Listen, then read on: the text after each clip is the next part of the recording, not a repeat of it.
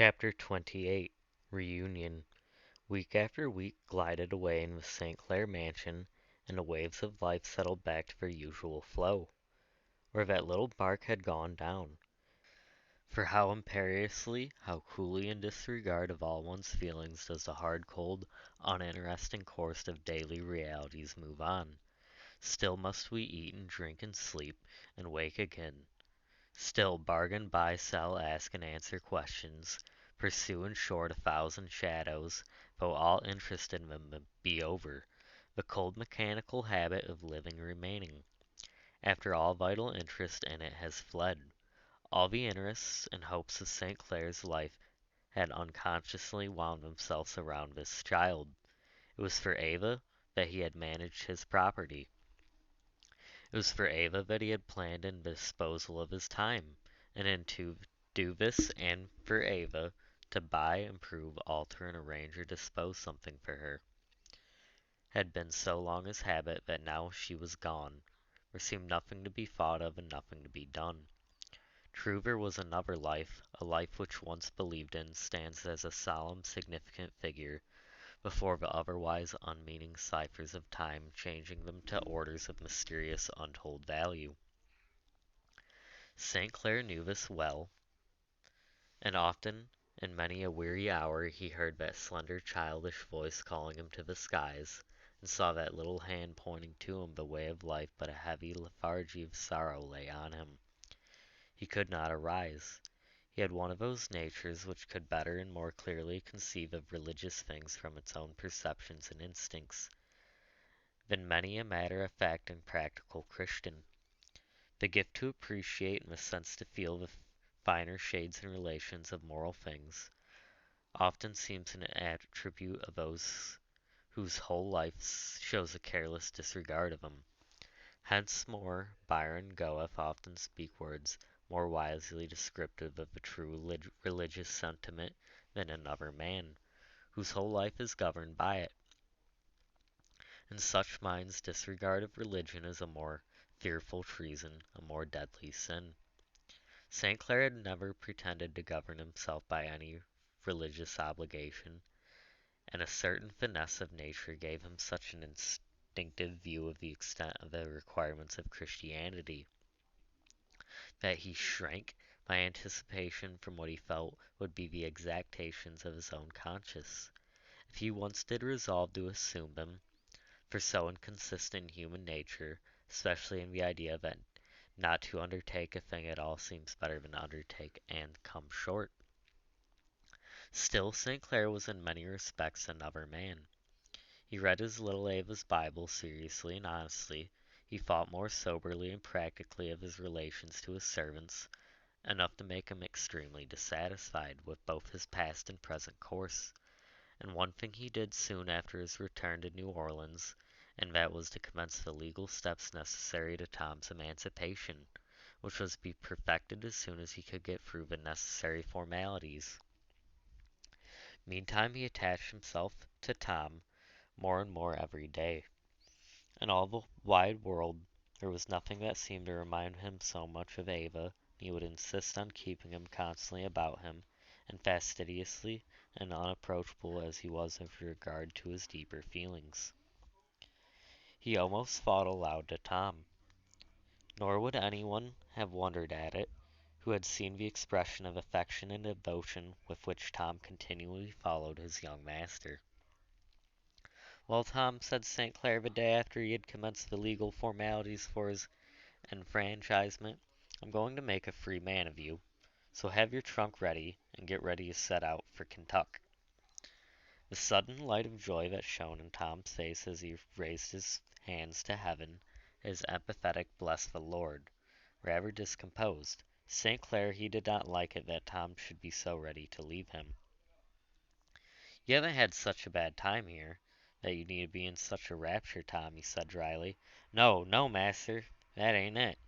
It's being a free man, that's what I'm joying for. Why, Tom, don't you think for your own part you better off here than to be free?" "No, indeed, Master St. Clair," said Tom with a flash of energy. "No, indeed. Why, Tom, you couldn't possibly have earned by your work such clothes and such living as I have given you." Know all that, Master St. Clair. Master's been too good. But, Master, I'd rather have poor clothes, poor house, poor everything, and have 'em mine, than have the best, and have many man's else. I had so, Master. I think it's natural, Master. I suppose so, Tom. And you'll be going off and leaving me in a month or so, he added rather discontentedly. But why you shouldn't no mortal knows, he said in a gayer tone, and getting up he began to walk the floor. Not while Master's in trouble, said Tom. I'll stay with Master as long as he wants me, so as I can be any use. Not while I'm in trouble, Tom, said St. Clair, looking sadly out the window. And when will my trouble be over? When Master St. Clair's a Christian, said Tom. And you really mean to stay by till that day comes, said St. Clair, half smiling as he turned from the window and laid his hands on Tom's shoulder. Ah, Tom, you soft, silly boy. I won't keep you till that day. Go home to your wife and children, and give my love to all. It is faith to believe that the day will come, said Tom earnestly, and with tears in his eyes. The Lord has a work for Master. A work, hey? Said St. Clair. Well, no, Tom. Give me your views on what sort of a work it is. Let's hear. Why, even a poor fellow like me has a work from the Lord, and Master St. Clair, that has laymen and riches and friends, how might he do for the Lord? Tom, you seem to think the Lord needs a great deal done for him, said St. Clair, smiling. We does for the Lord when he does for his critters, said Tom. Good theology, Tom. Better than Dr. B preaches, I dare swear, said St. Clair. The conversation was here interrupted by the announcement of some visitors. Marie St. Clair felt the loss of Ava as deeply as she could feel anything, and as she was a woman that had a great faculty of making everybody unhappy, when she was her immediate attendants had still stronger reasons to regret the loss of her young mistress, whose winning ways and gentle intercessions had so often been a shield to them from the tyrannical and selfish exactions of her mother. Poor old Mommy in particular, whose heart, severed from all natural domestic ties, had consoled itself with one beautiful being, was almost heartbroken. She cried day and night, and was from excess of sorrow less skilful and alert in her incantations of her mistress than usual, which drew down a constant storm of incentives on her defenseless head. Miss Ophelia felt the loss, but in her good and honest heart it bore fruit unto everlasting life. She was more soft and more gentle, and though equally assiduous in every duty, it was with a chastened and quiet air, as one who communed with her own heart not in vain. She was more diligent in teaching Topsy, taught her mainly from the Bible, did not any longer shrink from her touch or manifest an ill-repressed disgust, because she felt none. She viewed her now through the softened medium that Ava's hand had first held before her eyes, and saw in her only an immoral creature, whom God had sent to be led by her to glory and virtue. Topsy did not become at once a saint, but the life and death of Ava did work a marked change in her life. The callous indifference was gone. There was now sensibility, hope, desire, and a striving for good, a strife irregular, interrupted, suspended oft, but yet renewed again. One day when Topsy had been sent for by Miss Ophelia, she came hastily thrusting something into her bosom. "What are you doing there, you limb? You've been stealing something, I'll be bound," said the imperious little Rosa, who had been sent to call her, seizing her at the same time roughly by the arm. "You go 'long, Miss Rosa," said Topsy, pulling from her. "'Tain't none o' yo' business." "None of you skase," said Rosa. "I saw you hiding something. I know your tricks," and Rosa seized her arm and tried to force her hand into her bosom, while Topsy, enraged, kicked and fought valiantly for what she considered her rights. The clamor and confusion of the battle drew Miss Ophelia and St. Clair both to the spot. "She's been stealing," said Rosa. "I ain't neither," vociferated Topsy, sobbing with passion. "Give me that, whatever it is," said Miss Ophelia firmly. Topsy hesitated, but on a second order pulled out of her bosom a little parcel done up in the foot of one of her own old stockings. Miss Ophelia turned it out. There was a small book which had been given to Topsy by Ava, containing a single verse of Scripture, arranged for every day in the year, and in a paper the curl of hair that she had given her on that memorable day. When she had taken her last farewell, St. Clair was a good deal affected at the sight of it. The little book had been rolled in a long strip of black crepe, torn from the funeral weeds. "What did you wrap this round the book for?" said St. Clair, holding up the crepe. "'Cause 'twas Miss Ava. Don't take 'em away, please," she said, and sitting flat down on the floor and putting her apron over her head, she began to sob vehemently. It was a curious mixture of the pathetic and the ludicrous, the little old stocking black crepe text book, fair soft curl, and Topsy utter distress. St. Clair smiled, but there were tears in his eyes as he said, "Come, come, don't cry. You shall have 'em."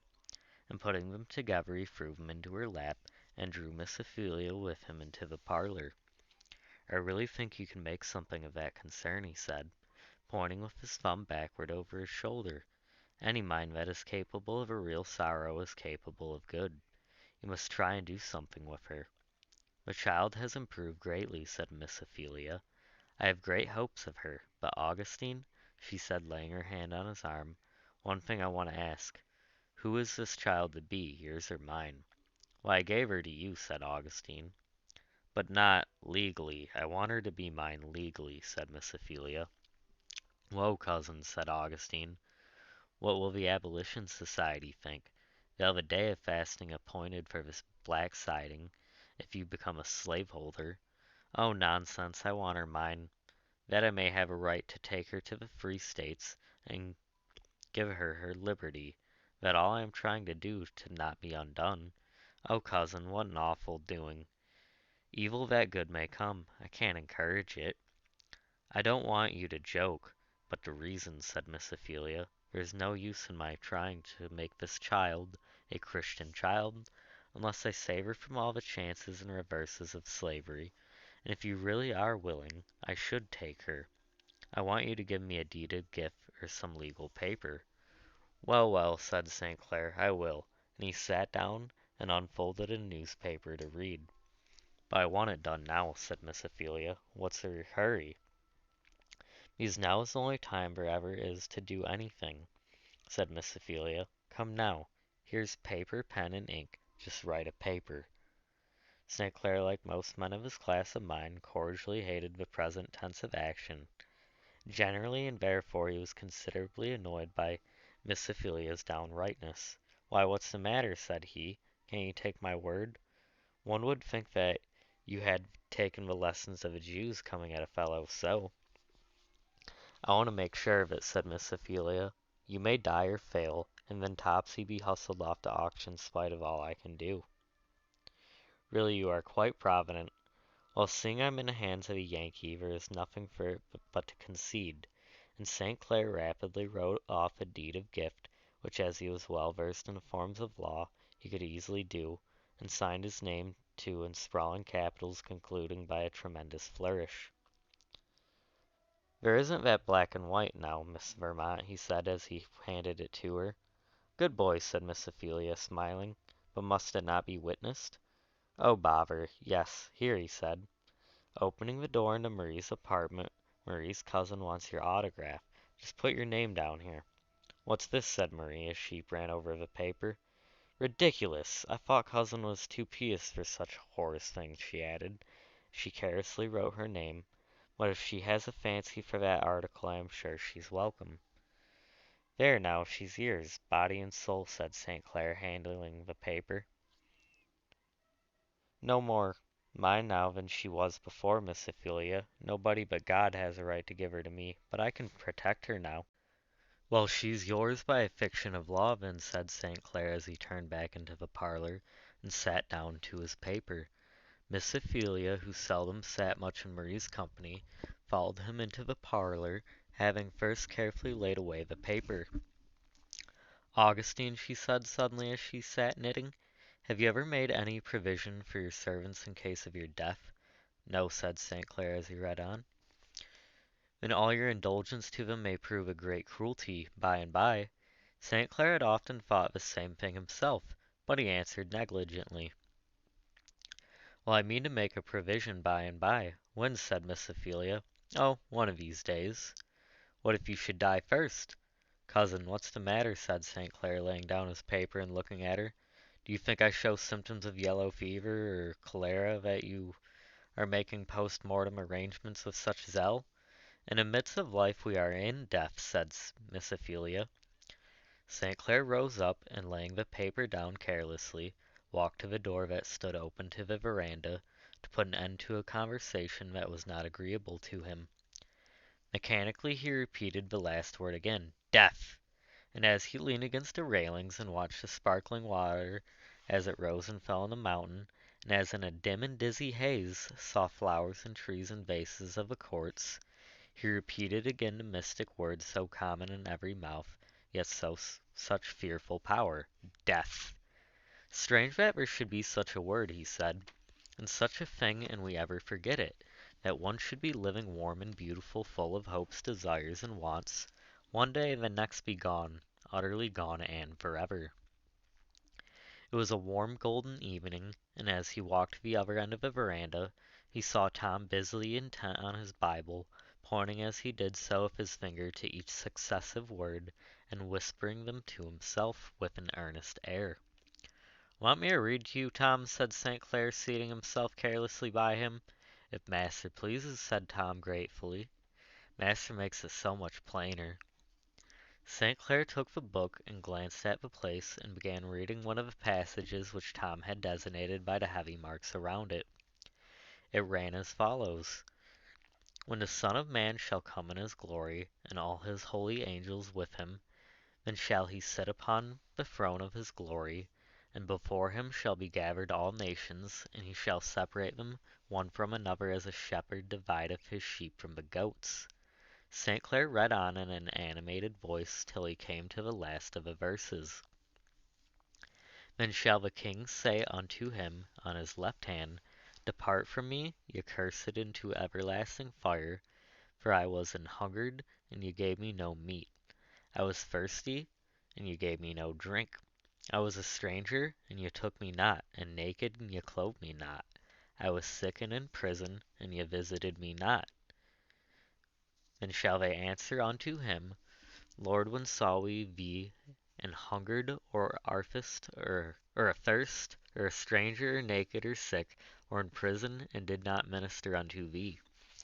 Then shall he say unto them, Inasmuch as ye did, and not to one of the least of these my brethren, ye did it not to me. St. Clair seemed struck with this last passage, for he read it twice.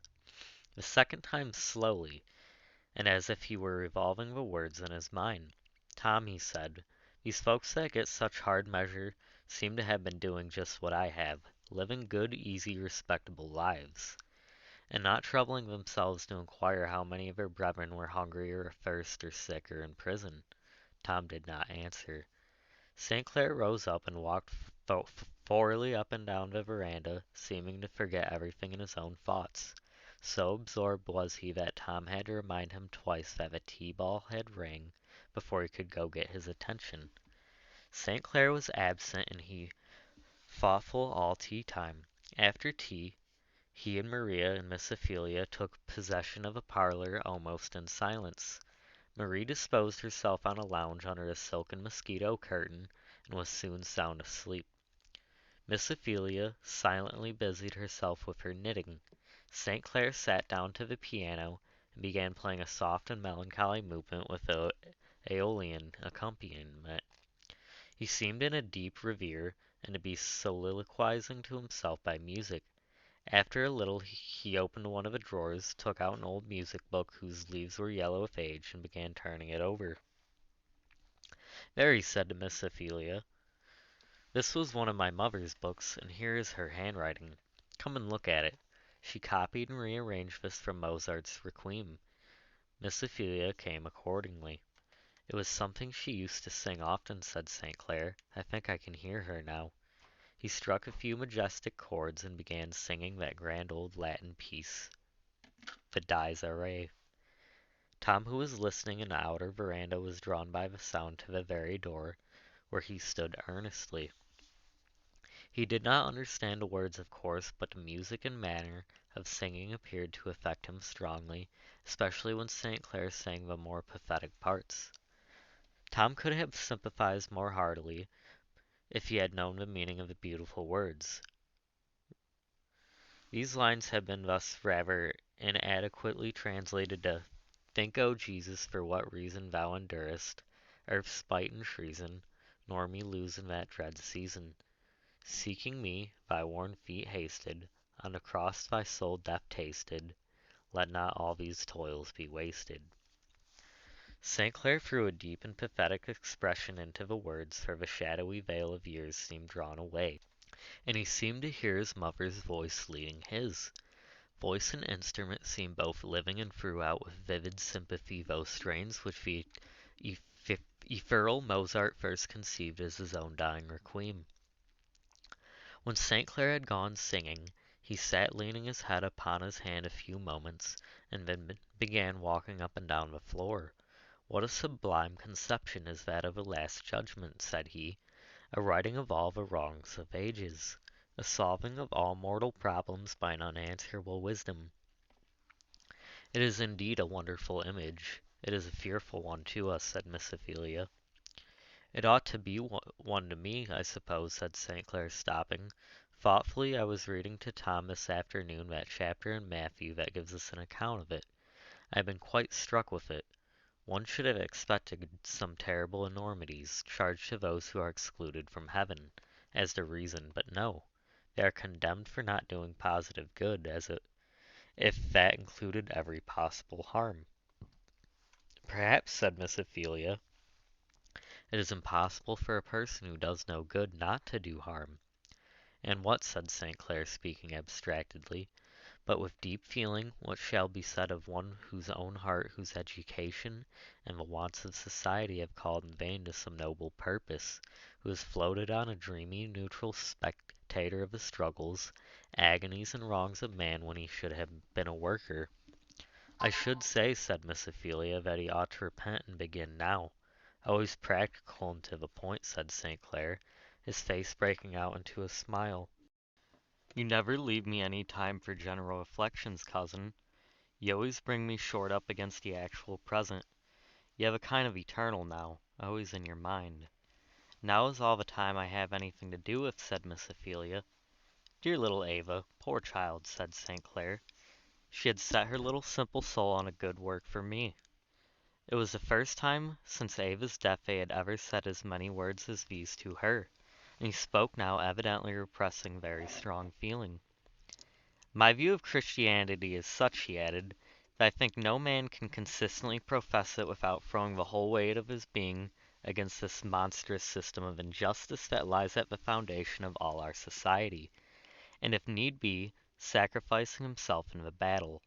That is, I mean that I could not be a Christian otherwise, though I have certainly had intercourse with a great many enlightened and Christian people who did no such thing, and I confess that the apathy of religious people on this subject, their want of perception of wrongs, that filled me with horror, have endangered me in more skepticism than any other thing." "If you knew all this," said Miss Ophelia, "why didn't you do it?"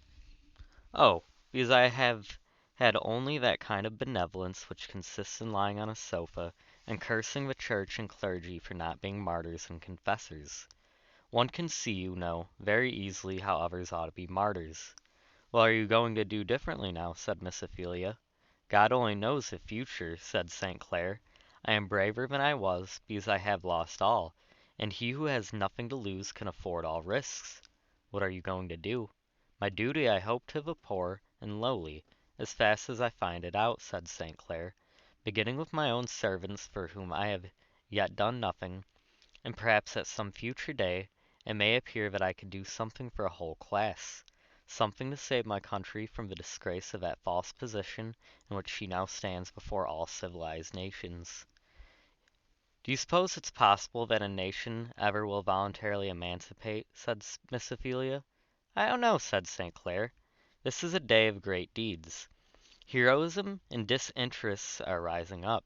Here and there in the earth, the Hungarian nobles set free millions of serfs at immense pecuniary costs. And perhaps among us may be found generous spirits who are not estimate honor and justice by dollars and cents. I hardly think so, said Miss Ophelia. But suppose we should rise up tomorrow and emancipate. Who would educate these millions and teach them how to use their freedom? They never would rise to do much among us. The fact is, we are too lazy and unpractical ourselves ever to give them much of an idea of that industry and energy which is necessary to form them into men. They will have to go north where labor is the fashion, the universal custom. And tell me, now is there enough Christian philanthropy among your northern states to bear up the process of our education and elevation? You send thousands of dollars to foreign missions, but could you endure to have the heathen sent into your towns and villages, and give your time and thoughts and money to raise them to the Christian standard? That's what I want to know. If we emancipate, are you willing to educate? How many families in your town would take a Negro man and woman to teach them, bear with them, and seek to make them Christians? How many merchants would take Adolf if I wanted to make him a clerk, or mechanics, if I wanted him taught a trade? If I wanted to put Jane and Rosa to a school, how many schools are there in the northern states that would take them in? How many families that would board them? And yet there are as many whites as many a woman north or south. You see, cousin, I want justice done us. We are in a bad position. We are the more obvious oppressors of a Negro, but the unchristian prejudice of the North is an oppressor almost equally severe. Well, cousin, I know it is so, said Miss Ophelia. I know it was so with me, till I saw that it was my duty to overcome it. But I trust I have overcome it, and I know there are many good people at the North who in this matter need only to be taught what their duty is, to do it. It would certainly be a greater self-denial to receive heathen among us than to send missionaries to them, but I think we would do it. You would, I know, said St. Clair. I'd like to see anything you wouldn't do if you thought it your duty. Well, I'm not uncommonly good, said Miss Ophelia. Others would if they saw things as I do. I intend to take Topsy home when I go. I suppose our folks will wonder at first, but I think they'll be brought to see as I do. Besides, I know there are many people at the North who do exactly what you said. Yes, but they are a minority. And if we should begin to emancipate to any extent, we should soon hear from you. Miss Ophelia did not reply. There was a pause of some moments, and St. Clair's countenance was overcast by a sad, dreamy expression. I don't know what makes me think of my mother so much tonight, he said.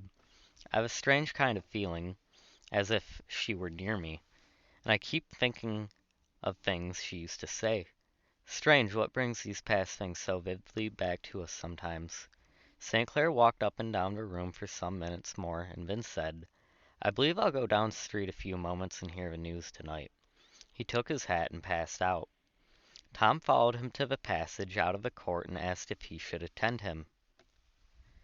No, my boy, said St. Clair. I shall be back in an hour. Tom sat down in the veranda. It was a beautiful moonlight evening, and he sat watching the rising and falling spray of the mountain and listening to its murmur. Tom thought of his home and how he should soon be a free man and able to return to it at will. He thought how he would have to work to buy his wife and boys. He felt the muscles of his brawny arms with a sort of joy, as he thought they would soon belong to himself, and how much they could do to work out the freedom of his family. Then he thought of his noble young master, and ever second to that came the habitual prayer that he had always offered for him. And then his thoughts passed on to the beautiful Ava whom he now thought of among the angels. And he thought till he almost fancied that the bright face and golden hair were looking upon him out of the spray of the fountain. And so musing, he fell asleep and dreamed he saw her coming, bounding towards him just as she used to come, with a wreath of jessamine in her hair, and her cheeks bright, and her eyes radiant with delight. But as he looked, she seemed to rise from the ground, her cheeks wore a paler hue, her eyes had a deep divine radiance, a golden halo seemed around her head, and she vanished from his sight. And Tom was awakened by a loud knocking, and a sound of many voices at the gate.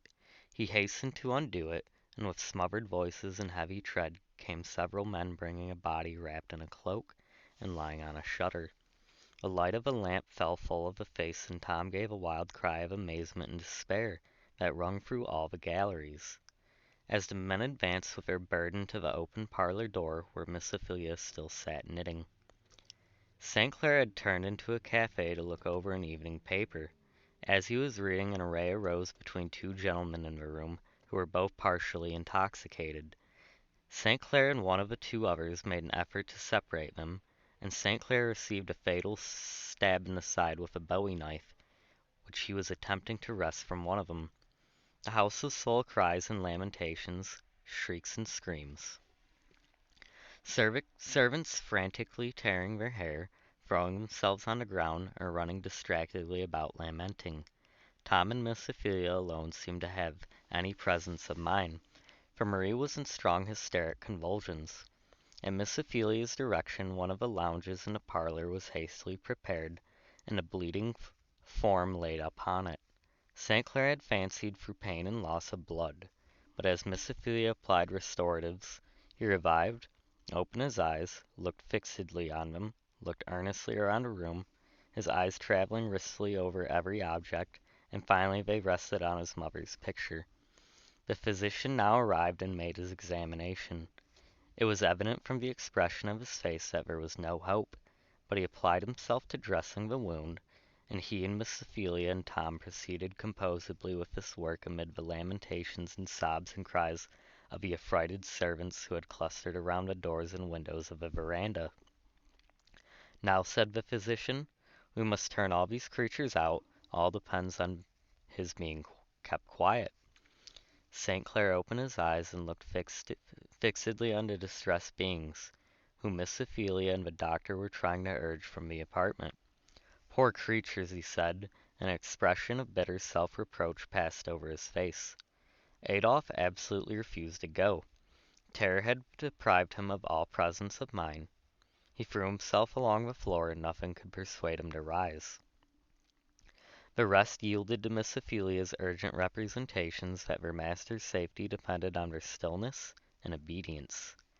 St. Clair could say but little. He lay with his eyes shut, but it was evident that he wrestled with bitter thoughts. After a while he laid his hand on Tom's, who was kneeling beside him, and said, "Tom, poor fellow." "What, master?" said Tom earnestly. "I am dying," said St. Clair, pressing his hand. "Pray." "If you would like a clergyman," said the physician. St. Clair hastily shook his head and said again to Tom, more earnestly, "Pray!" And Tom did pray with all his mind and strength for the soul that was passing. The soul that seemed looking so steadily and mournfully from those large melancholy blue eyes. It was literally prayer offered with strong crying and tears. When Tom ceased to speak, St. Clair reached out and took his hand, looking earnestly at him but saying nothing. He closed his eyes but still retained his hold, for in the gates of eternity the black hand and the white hold each other with an equal clasp. He murmured softly to himself at broken intervals. It was evident that the words he had begun singing that evening were passing through his mind, words of entreaty addressed to infinite pity. His lips moved at intervals as part of a hymn fell brokenly from him. "His mind is wandering," said the doctor. "No, it's coming home at last," said St. Clair energetically. "At last! At last!" The effort of speaking exhausted him. The sinking paleness of death fell on him, but with it there fell, as if shed from the wings of some pitifying spirit, a beautiful expression of peace, like that of a wearied child who sleeps. So he lay for a few moments. They saw the mighty hand was on him.